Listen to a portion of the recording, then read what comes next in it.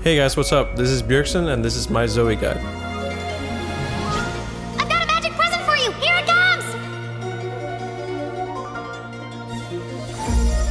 I think right now Zoe is just a really strong champion. She is pretty much strong throughout the entire game and she punishes mistakes extremely hard because if you hit a single E, you can almost one-shot someone or at least take them to half HP, and the RNG that you get from picking up items with on minion kill, you can pick up a redemption and ignite, and just any of these things can lead to extremely high kill pressure, and she has just a lot of damage overall in her kit. So especially in solo queue when it's more uncoordinated, she's extremely powerful. For Zoe runes, I run Summon Airy in Sorcery as my main rune. You can also run Electrocute. It's kind of like a higher all-in potential, but I feel like Zoe doesn't lack all-in potential, and this just makes her trades even stronger, especially her autos with the passive as well. I always go Mana Flow Band. I used to go Ultimate Hat, but now it's been removed. So Mana Flow Band just helps you have a little more mana, and the other runes aren't really that useful. You can go Nullifying Orb if you're afraid of being bursted. Maybe they have LeBlanc or Syndra or a mid and jungle duo where they're both magic damage dealers or mages. For the third rune, I use Celerity because when Zoe uses Q and then walks forward, having extra movement speed extends the range of her Q basically, which also increases your damage. In solo queue, I always use Scorch. You can go Gathering Storm, but I think Zoe has a lot of kill potential in lane, and she's a very snowbally champion if she gets the lead.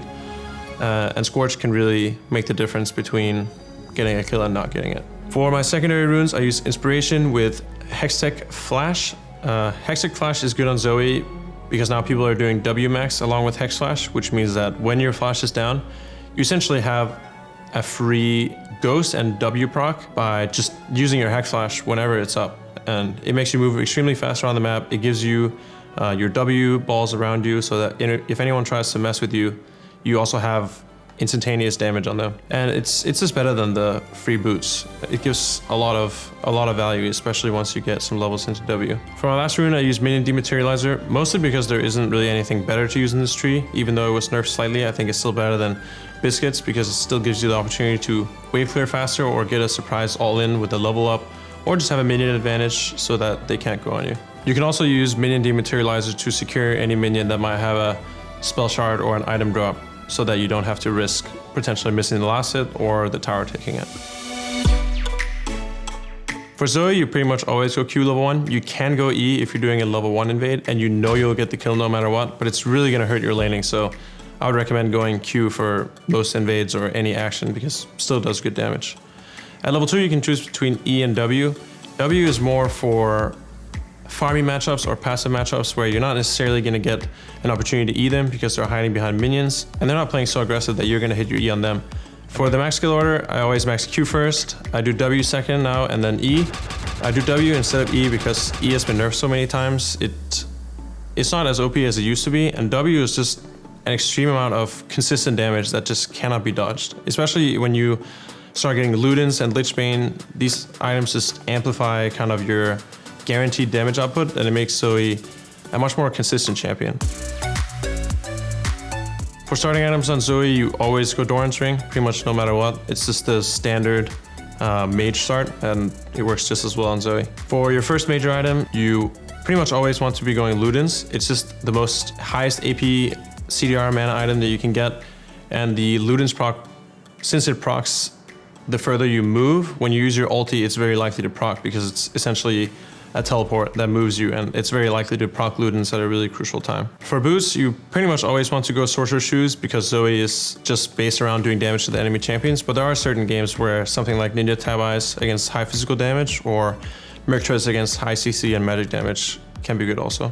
After Ludens, you have a few more options. When I want to just get more damage, which is most games, I'll just go for the Lichbane because it has really good synergy with your Ludens and W max for just consistent damage, and either killing frontline or using your amplified passive auto along with Lichbane can do crazy amounts of damage. To kind of round out the build, there is no certain items that you have to buy. Morellos is good if they're low on magic resistance or they have healing that you need to reduce. You can also just go straight Death Cap for the highest amount of AP.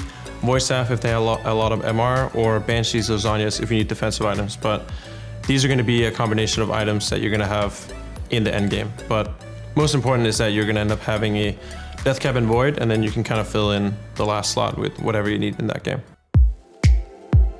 The way you play Zoe in the laning phase is, of course, very based around what champion you're playing against, but she does have a very strong push, especially if you use a max range Q into auto, Q, and then use the amplified auto again. It's a quick way to shove the minion wave in, and it also keeps you safe, and make sure that you always have an equal amount of minions so that if a minion is to come up with your W, you're in a position to actually contest it. You can also just play more so to trade and use your Q to the side of the minions and onto the enemy champion. You're not going to be able to use the full long range of the Q, but if you proc Scorch and Airy, it's still going to do good damage nonetheless. After the laning phase is over, with Zoe, you're mostly looking to assassinate or catch people using your E, or potentially use whatever item you might have picked up. Zoe is extremely strong in skirmishes or fights in the jungle because she can use all the jungle walls to line up her E because the range extends through walls, and people are not very likely to flash it when it's coming out of a distance that they might not expect it. So pretty much you want to just shove waves really fast. Zoe shoves waves extremely fast later in the game, and then move around the map and look for any catch that you can get. Especially with Hextech Flash, it allows you to move around the map with basically a constant ghost, and you can show up at places where people might not expect you. For my summoner spells, I almost always use Ignite because it just amplifies Zoe's all-in potential, and it's also another way to proc her W. So once you get Ignite plus the W missiles and your auto, it's just a lot of unexpected damage, and they can net you a kill when people might not think they'll actually die. Sometimes I do go Barrier or Cleanse if they have just extreme amounts of burst or too much CC for Zoe to really be able to handle, but I would say in about 90% of games I go Ignite just because it means the enemy has to play with so much respect, because if you hit one unexpected skill shot, it can turn into a kill. The most basic combo on Zoe is of course doing Q, Q, and then extending the Q with the ultimate. When Zoe first came out, everyone thought that you had to Q and then RN and Q, but it's just so delayed and it makes it so easy for the enemy team to react. So I never do anything else in this combo when I look for harass or damage or finishing anyone off. It just gives them a lot less time to react. Something good to keep in mind is that both casts of your Q procs Lichbane and your passive, so you can do Q auto, and also your ulti procs your passive, so it can give you an opportunity to get that extra damage you might need to win a fight or a skirmish. Especially in close combat skirmishing, getting two instances of your passive is a really big deal because they move some of Zoe's damage from her Q onto her passive because her poke was just too unbalanced. So it's actually really important to use it now, especially in combination with Lichbane. Like I said, using your E through walls, especially in jungle fights, is really important, but if you're not quite in a position to get the right angle, you can also use your ulti to reposition yourself for a better E. One of the more advanced tips that a Zoe one trick showed me is that you can cancel your E animation using the second part of your Q. So you want to Q and then press E and Q pretty much at the same time, E right before you press the Q. Usually the E animation is like this, it's very long, but if you do this, you pretty much don't stop moving. So you can use the second part to stop the E from self-stunning you. Keep in mind that using your own summoners is also a way to proc your W. So if you're chasing someone or trying to run away, or even in just a 1v1 combat, blowing your flash gives you just that extra damage from your W balls that can really turn the tides of a fight. Using Hex Flash is pretty simple. Anytime you're moving around the map or even just laning and your flash is down, obviously, you just hold it and you can extend the range as far as you like. Usually you just do the shortest amount possible because you're not really using it to actually teleport around other than if you're going over walls. You're just using it to proc your W for the extra movement speed and damage if you're to find another champion. You can also use your ulti on top of a shard, obviously, to pick up an item or a summoner spell in laning or during a fight.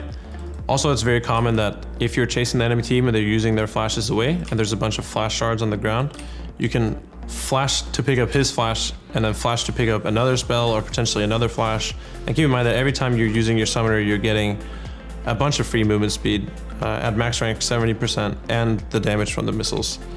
So it's just good to keep in mind that you can start off using your own flash and then just continue picking up spells throughout the entire team fight, especially if you show up late. You can also use your Q in combination with Hex Flash to kind of mimic your ulti, especially pre-6, this is good. So you Q, Hex Flash forward, and then Q again right before activating the Hex Flash.